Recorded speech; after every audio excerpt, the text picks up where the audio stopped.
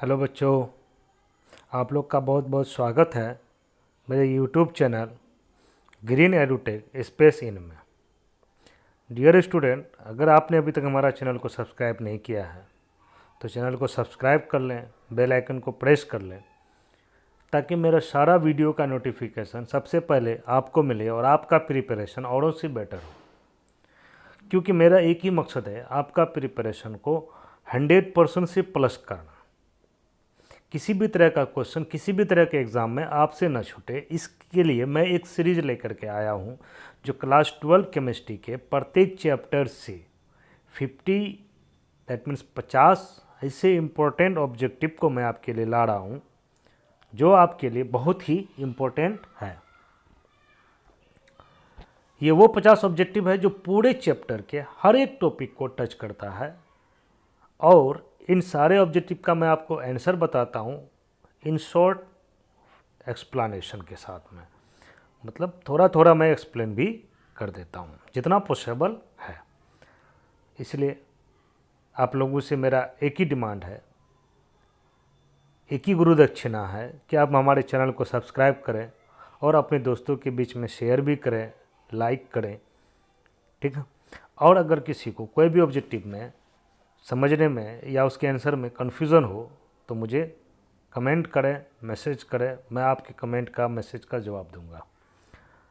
चलिए स्टार्ट करते हैं हम लोग।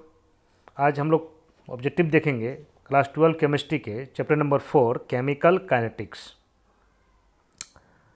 केमिकल काइनेटिक्स का पहला क्वेश्चन आपके सामने है, किसी केमिकल रिएक्शन का रेट प्रभावित होता है। तो केमिकल रिएक्शन का रेट जो प्रभावित होता है वो सबसे ज़्यादा प्रभावित होता है टेम्परेचर के कारण, इसलिए option number A is right answer. Next question है, एक केमिकल रिएक्शन का रेट के A to the power N B to the power M होती है, तो इस रिएक्शन का ऑर्डर क्या होगी। तो ऑर्डर क्या होता है, जो कंसंट्रेशन का जो पावर होता है वो दोनों आपस में ऐड हो जाता है, तो M plus N a number. Arrhenius की इक्वेशन है K equal to A e to the power minus E upon R T. अब अगला क्वेश्चन है आपके सामने, ethyl acetate is react with water to form acetic acid and ethyl alcohol, reaction की molecularity है क्या होगी। तो देखिए ये जो एग्जाम है स्यूडो फर्स्ट ऑर्डर रिएक्शन की है, ठीक है। और यहाँ पर आपको केवल मोलिकुलरिटी बताना है। तो मोलिकुलरिटी क्या होता है कि किसी भी रिएक्शन में जितने रिएक्टेंट मोलिकुल होते हैं उसका सम वैल्यू। और दूसरी बात यहाँ पर यह है कि किसी भी रिएक्शन में जो मोलिकुलरिटी अगर वो सिंगल स्टेप वाला है तो सारे ऐड हो जाएंगे, लेकिन अगर कॉम्प्लेक्स रिएक्शन है तो कॉम्प्लेक्स रिएक्शन का जो मोलिकुलरिटी या ऑर्डर जो डिपेंड करता है तो उसके वो सबसे स्लो वाले स्टेप पर। इसीलिए कॉम्प्लेक्स रिएक्शन में किसी भी रिएक्शन की मोलिकुलरिटी या ऑर्डर मैक्सिमम 3 हो सकता है। और इसका आंसर क्या हो जाएगा आपका, क्योंकि 2 रिएक्टेंट मोलिकुल हुआ, इसीलिए option number C is right answer. अगला क्वेश्चन है, यही रिएक्शन है, इसका आपको ऑर्डर बताना है। तो ये स्यूडो फर्स्ट ऑर्डर रिएक्शन का एग्जांपल है, मैंने अभी आपको बताया, इसलिए इसका ऑर्डर क्या हो जाएगा, फर्स्ट। नेक्स्ट क्वेश्चन है आपके सामने, रिएक्शन का रेट कांस्टेंट यदि 2.0 इंटू 10⁻³ पर सेकंड है तो इस रिएक्शन की ऑर्डर होगी। देखिए यूनिट से आपको यहाँ पर पता करना है, यूनिट क्या आपका पर सेकंड है, दैट मीन्स ये फर्स्ट ऑर्डर रिएक्शन होगा, इसलिए option number B is right answer. अगला क्वेश्चन, निम्न में से कौन सी केमिकल रिएक्शन फोटोकेमिकल प्रोसेस है। तो जो सनलाइट के प्रेजेंस में होता है, HNU के प्रेजेंस में होता है, UV, ठीक है, सनलाइट जो भी लिखेंगे, तो उनमें से ये है hydrogenation of bromine, A number. अगला क्वेश्चन है आपके सामने में 8वां नंबर, कह रहा है कि किसी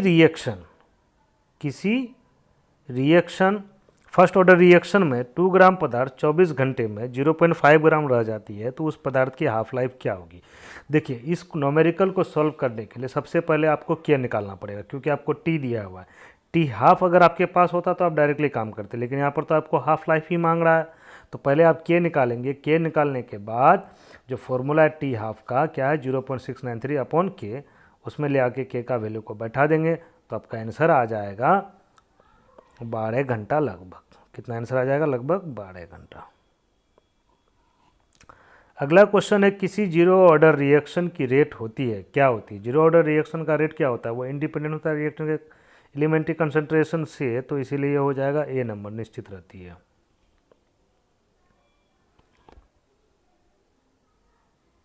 नेक्स्ट क्वेश्चन आपके सामने है उत्प्रेरक परिवर्तित करता है। उत्प्रेरक क्या करता है किसी भी रिएक्शन में, है ना? तो उत्प्रेरक देखिए, कोई भी रिएक्टेंट मॉलिक्यूल को प्रोडक्ट बनने से पहले active complex, that means intermediate, that means unstable compound बनाना पड़ता है, ठीक है। और किसी भी रिएक्टेंट मॉलिक्यूल को एक्टिव कॉम्प्लेक्स बनने के लिए जो एनर्जी का रिक्वायरमेंट होता है उसी को हम लोग एक्टिवेशन एनर्जी कहते हैं। तो कैटेलिस्ट क्या काम करता है कि किसी भी रिएक्टेंट मॉलिक्यूल के एक्टिवेशन एनर्जी तक पहुंचने में या एक्टिवेशन एनर्जी को प्राप्त करने में मदद करता है।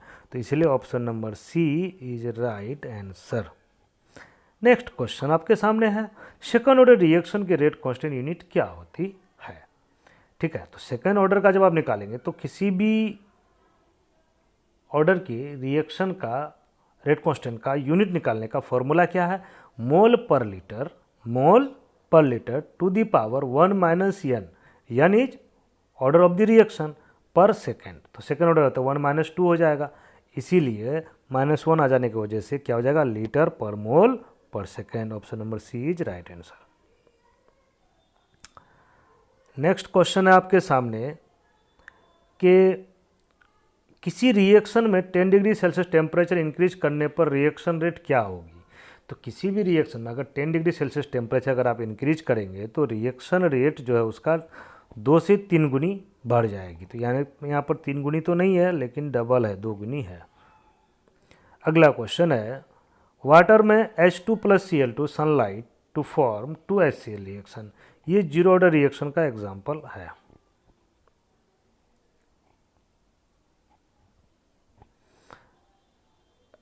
चौदह नंबर जो क्वेश्चन है ये आपका आउट ऑफ चैप्टर है, इसको थोड़ा क्योंकि बहुत सारे ऐसे क्वेश्चन पूछे जाते हैं जो आपके चैप्टर से या आपके सिलेबस से ना हो, तो ऐसे क्वेश्चन जो अक्सर पूछे जाते हैं या पूछे जाने की संभावना रहती है उन क्वेश्चनों को भी मैं प्रत्येक चैप्टर में कुछ ना कुछ बता देता हूं ताकि आपको एक्स्ट्रा नॉलेज भी हो जाए। तो 14वां नंबर क्वेश्चन उसी बेस पर है कि HgCl2 के मोलिक्यूल का हाइब्रिडाइजेशन क्या होगा। तो HgCl2 का जो हाइब्रिडाइजेशन होता है वो होता है आपका sp और शेप क्या होता है इसका? प्लेनर। अगला क्वेश्चन है इंडियन एटम बम में प्रयुक्त होने वाला एलिमेंट है प्लूटोनियम। अगला क्वेश्चन है फोटो सेल में प्रयुक्त किया जाता है किसको? लिथियम, गैलियम, मरकरी, सीजियम को। D number option is right answer.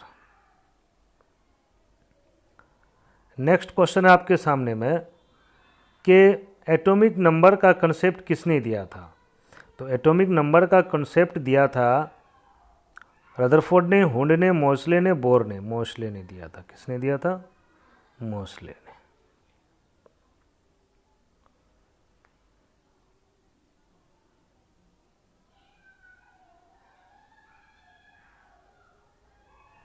अगला क्वेश्चन है t half for first order reaction, तो 0.693 अपॉन के किस में है? बी नंबर में है, तो B number right answer. For zero order reaction the integrated rate equation is, for zero order reaction के लिए बताना है तो क्या होता है इसका? Rest concentration equal to -kT plus elementary concentration, यानी कि जो था उसका शुरुआत में जब टाइम हाफ या जीरो होता है तो हो जाएगा 19 का सी नंबर। अगला क्वेश्चन है आपके सामने कि the half life period for a zero order reaction is equal to, zero order reaction का हाफ लाइफ क्या होता है? तो half life is equal to क्या होता है? एलिमेंट्री कंसंट्रेशन अपॉन 2 के रेट कांस्टेंट, यानी कि B number option is right answer. Question number 21 if rate constant 2.0 into 10⁻³ litre per mole per second then order will be, ये क्या हो जाएगा? सेकंड ऑर्डर रिएक्शन हो जाएगा। नेक्स्ट क्वेश्चन है कि order of this reaction if rate equal to K A⁻², B⁻, कुछ भी नहीं तो 1 है। तो देखिए भाई क्योंकि आपको रेट इक्वेशन दिया हुआ है तो m और n का वैल्यू को जोड़ देना, तो 2 + 1 = 3, तो option number B is right answer. Unit of rate constant of zero order reaction, तो क्या होता है मोल पर लीटर पर सेकेंड, बी नंबर।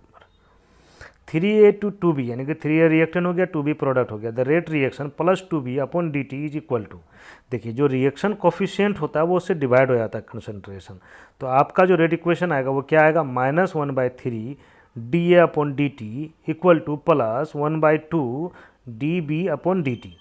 तो क्योंकि आपको DB प्लस अपॉन dt निकालना है तो 2 क्या चला जाएगा LHS में चला जाएगा, तो यानी कि 2/3 हो जाएगा, -2/3 DA dt, यानी कि option number B is right answer. अगला क्वेश्चन है if initial concentration is double, यानी कि इनिशियल कंसंट्रेशन जो शुरुआती कंसंट्रेशन है उसको आप डबल कर देते हैं, the time for half life reaction is also double, तो हाफ लाइफ के लिए जो टाइम है वो भी डबल हो जाएगा। द ऑर्डर ऑफ रिएक्शन, देखिए जो इंडिपेंडेंट होगा, जो एक दूसरे से क्या होगा, कोई मतलब कह सकते हैं आपकी एक तरह से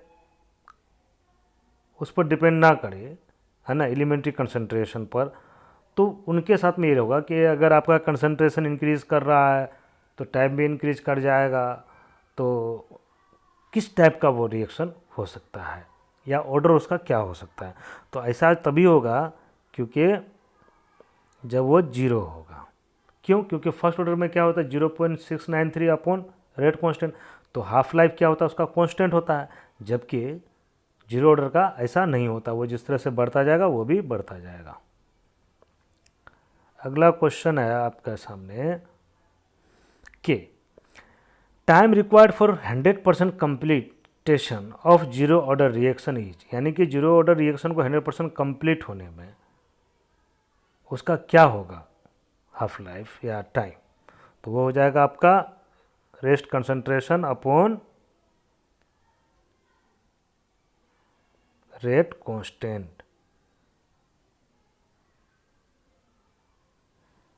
option number C is right answer. अगला क्वेश्चन है कि a first order reaction is 75% complete after 32 minutes when was 50% of the reaction completed, तो अगर 75% किसी भी रिएक्शन कंप्लीट होने में 32 मिनट लग रहा है तो उसी रिएक्शन के 50% कंप्लीट होने में कितना टाइम लगा होगा, तो इसका रूल्स होता है निकालने का कि time for 75% equal to double times for 50%, ठीक है, तो 2 हो जाएगा, तो जब 75% के लिए 32 मिनट लगा तो 32 अपन क्या हो जाएगा 2, तो हो जाएगा कितना 16 minute, option number A is right answer. अगला क्वेश्चन है कि in the presence of catalyst the heat evolve और absorb during the reaction, catalyst क्या करता है, टेम्परेचर को एब्जॉर्ब करता है या इवॉल्व करता है यानी कि रिलीज करता है, तो ये रिमेन्स अनचेंज हो जाएगा क्योंकि ये कुछ भी परिवर्तित नहीं करता टेम्परेचर को। नेक्स्ट क्वेश्चन आपके सामने है कि reaction N2 + 3H2 to form 2NH3 में अमोनिया के बनने की रेट की दर N2 के रिड्यूस होने की रेट की क्या होगी, यानी जो अमोनिया बन रहा है तो जिस रेट से अमोनिया बनेगा तो N2 का रिड्यूस होने का रेट क्या होगा, ठीक है, तो N2 का जो रिड्यूस होने का रेट होगा वो उसका डबल होगा, वो डबल रेशियो से वो क्या होगा रिड्यूस होगा, यानी कि अगर प्रोडक्ट 1 हो जाएगा तो वो रिएक्टेंट 2 जाएगा। अगला क्वेश्चन आपके सामने है कि the rate at which substance react depend upon its, यानी कि किसी भी रिएक्शन का या रिएक्टेंट सब्सटेंस जो आपके पास है तो उसका रेट किस पर डिपेंड करेगा, एटॉमिक मास पर, इक्विवेलेंट मास पर, मोलेकुलर मास पर, एक्टिव मास पर, तो जो भाई भाग लेगा उसी पर, तो इसलिए क्या हो जाएगा आपका एक्टिव मास, आंसर क्या हो जाएगा 30 का D number.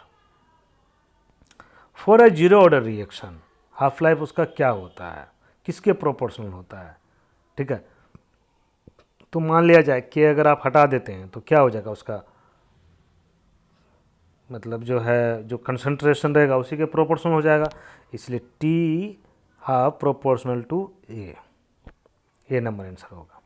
A catalyst is a substance which, यानी कि एक कैटलिस्ट सब्सटेंस क्या करता है, increase the equilibrium concentration of the product, नहीं भाई ये काम नहीं करता है, change the equilibrium constant of the reaction. क्या इक्विलिब्रियम रिएक्शन, ये किसी भी रिएक्शन का इक्विलिब्रियम कांस्टेंट को चेंज करता है? बिल्कुल भी नहीं। Shortest the time to reach equilibrium, बस हाँ, इक्विलिब्रियम में रीच करने में उसको क्या, इक्विलिब्रियम स्टेट को तक पहुंचने में जो समय लगता है उसको घटा देता है, इसलिए ऑप्शन नंबर सी क्या होगा, सही होगा। अगला क्वेश्चन है कि the minimum amount of energy required to convert reacted molecule into product, तो क्या हो जाएगा, एक्टिवेशन एनर्जी। इसके बारे में हम लोग बात कर चुके हैं ऑलरेडी, ऑप्शन नंबर सी। अगला क्वेश्चन आपके सामने है कि the unit of rate and rate constant is same. देखिए, the unit of rate and rate constant is same for the reaction of which order, मतलब किसी भी रिएक्शन के लिए अगर रेट और रेट कांस्टेंट क्या हो, सेम हो उसका यूनिट, तो वो किस ऑर्डर का रिएक्शन हो सकता है? जो इंडिपेंडेंट होगा, zero order. The rate of zero order reaction A plus B equal to C is, तो देखिए रिएक्टेंट कौन हो गया यहाँ पर आपका, ए प्लस बी, और दोनों का कंसंट्रेशन का पावर क्या होगा, जीरो होगा। तो जिसमें इसका कंसंट्रेशन का पावर जीरो है वही आपका क्या होगा, सही आंसर होगा। तो ये आपका किस में है, ए नंबर में है। अगला क्वेश्चन है कि chemical reaction H2 plus I2 to form 2 hydrogen iodide, है ना, का इक्विलिब्रियम कांस्टेंट किस पर निर्भर करेगा? तो इक्विलिब्रियम कांस्टेंट जब भी निर्भर करता है वो रिएक्टेंट मॉलिक्यूल के क्वांटिटी पर, दैट मीन्स H2 तथा I2 के क्वांटिटी पर, मात्रा पर निर्भर करेगा, ऑप्शन नंबर सी। अगला क्वेश्चन है कि half life period of a first order reaction is 1386 second.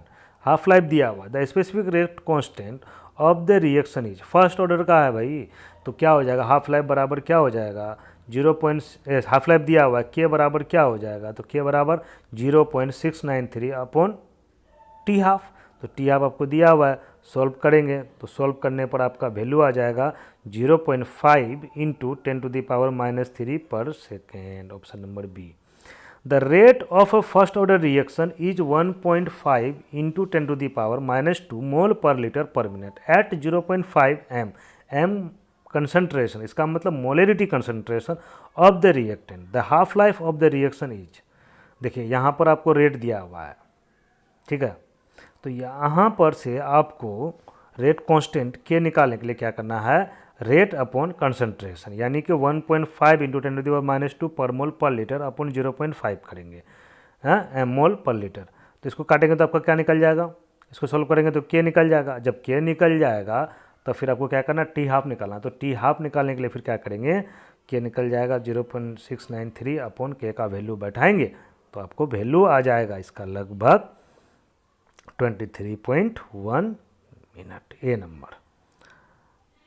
Half life period of any first order reaction is, यानी कि हाफ लाइफ पीरियड किसी भी रिएक्शन का क्या होता है फर्स्ट ऑर्डर रिएक्शन के लिए, directly proportional to the initial concentration of the reactant. Half life of the rate constant नहीं होगा, सेम फॉर ऑल रिएक्शन बिल्कुल भी नहीं, independent of initial concentration of the type हो जाएगा इसका डी नंबर।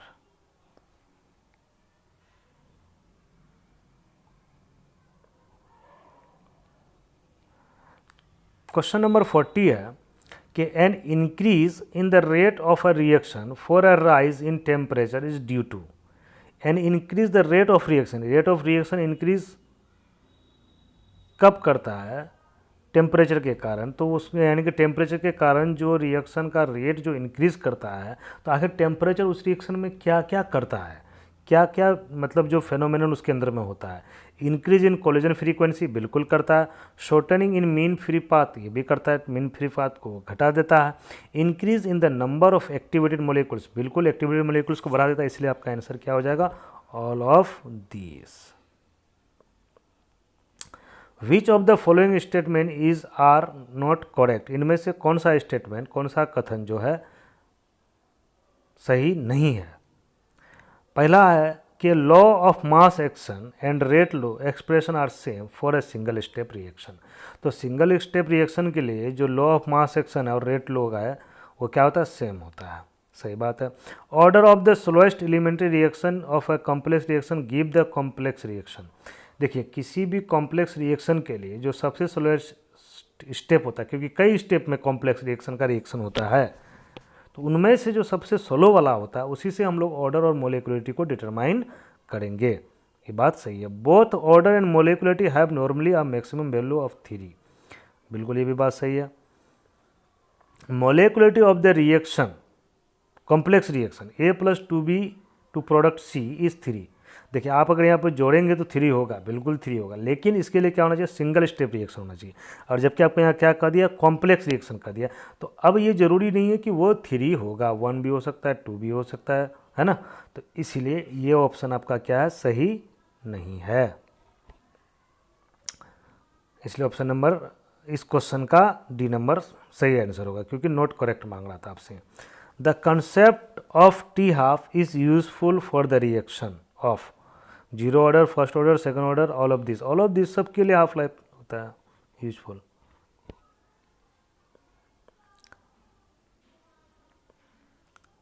अगला क्वेश्चन है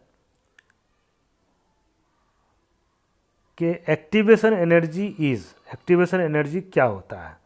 ठीक है, threshold energy plus average kinetic energy नहीं होता है, threshold energy minus average kinetic energy बिल्कुल right answer, option number B is right answer. For a reaction A+B to product the rate law is given by R equal to A to the power half B to the power 2, what is the order of this reaction of the reaction. तो भाई दोनों को जोड़ दीजिए, आपका लगभग value आ जाएगा 2.5, सी number. अगला क्वेश्चन है कि इनमें से कौन सा रिएक्शन जीरो ऑर्डर रिएक्शन नहीं है। पहला, दूसरा, तीसरा, ये तीनों जीरो ऑर्डर का एग्जाम्पल है, चौथा जो है ये फर्स्ट ऑर्डर का एग्जाम्पल है, इसलिए डी नंबर सही आंसर होगा। अगला क्वेश्चन है कि plot showing the variation of the rate constant with temperature are given below.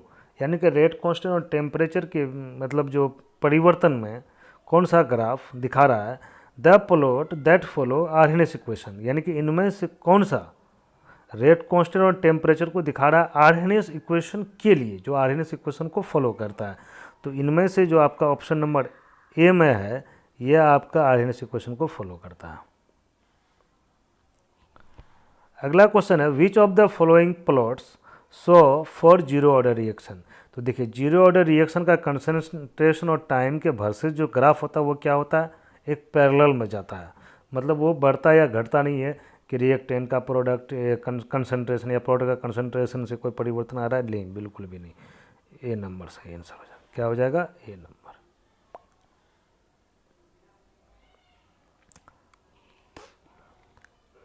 अगला क्वेश्चन है आपके सामने में कि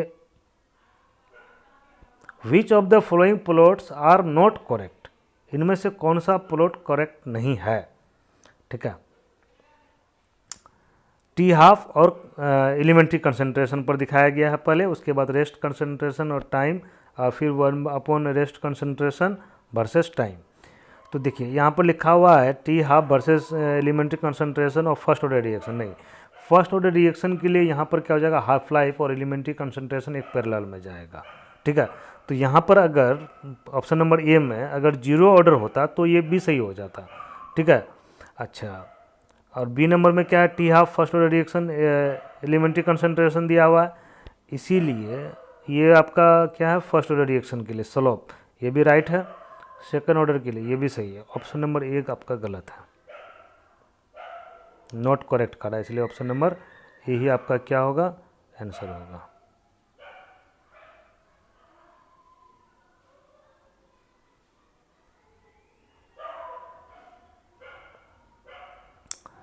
अगला क्वेश्चन है कि for a second order reaction the correct plot T half versus 1 upon A note. ठीक है, यानी कि जब टाइम 0 हो तब का 1/a0 इस, यानी कि यहाँ पर जो भी दिया गया है उनमें कौन सा ग्राफ सही है सेकंड ऑर्डर रिएक्शन के लिए। तो टी हाफ से जो इसका होता है ये क्या होता है नीचे से, यानी कि 0 से अपर की ओर जाएगा क्योंकि 1/a0 है, इसीलिए option number C is right answer. अगला क्वेश्चन है इनमें से कौन सा सेकंड ऑर्डर रिएक्शन का ग्राफ है। तो कंसंट्रेशन पर क्या हो जाता है स्क्वायर हो जाता है, तो कंसंट्रेशन पर स्क्वायर क्या है rate versus concentration D number में, तो option number D is right answer. इस तरह से हम लोगों ने 50 ऑब्जेक्टिव को देखा जो पूरे चैप्टर से कलेक्ट किया गया है, जिससे आपका बोर्ड एग्ज़ाम हो या कोई भी कॉम्पिटिटिव एग्ज़ाम हो, जैसे कि नीट यूजी का एग्ज़ाम दें आप या जेईई मेंस का एग्ज़ाम दें, तो इन सारे एग्ज़ाम में ये सारे ऑब्जेक्टिव आपके लिए बहुत ज़्यादा हेल्पफुल है। आप अगर इनको बना लेते हैं तो आपको किसी और तरह के ऑब्जेक्टिव को आपको बनाने की ज़रूरत नहीं है, आप इसी ऑब्जेक्टिव से बहुत सारे ऑब्जेक्टिव को क्रिएट कर सकते हैं, बना सकते हैं, सॉल्व कर सकते हैं। ठीक है, अब रही बात कि इन 50 ऑब्जेक्टिव के हेल्प से आपका थ्योरी हो या शॉर्ट क्वेश्चन हो या न्यूमेरिकल हो वो भी सॉल्व होंगे, क्योंकि हम लोग यहाँ पर फॉर्मूले भी यूज़ किए और न्यूमेरिकल ऑलरेडी बनाए हैं। ठीक है, इस तरह से अगर आप प्रिपरेशन करेंगे तो नो डाउट आप बोर्ड एग्ज़ाम के ऑब्जेक्टिव को 100% सही सॉल्व कर सकेंगे। Thanks for watching my YouTube channel. और अगर आपने अभी तक हमारे चैनल को सब्सक्राइब नहीं किया है तो चैनल को सब्सक्राइब कर लें, बेल आइकन को प्रेस कर लें और अपने दोस्तों के बीच में शेयर करें। Thank you very much.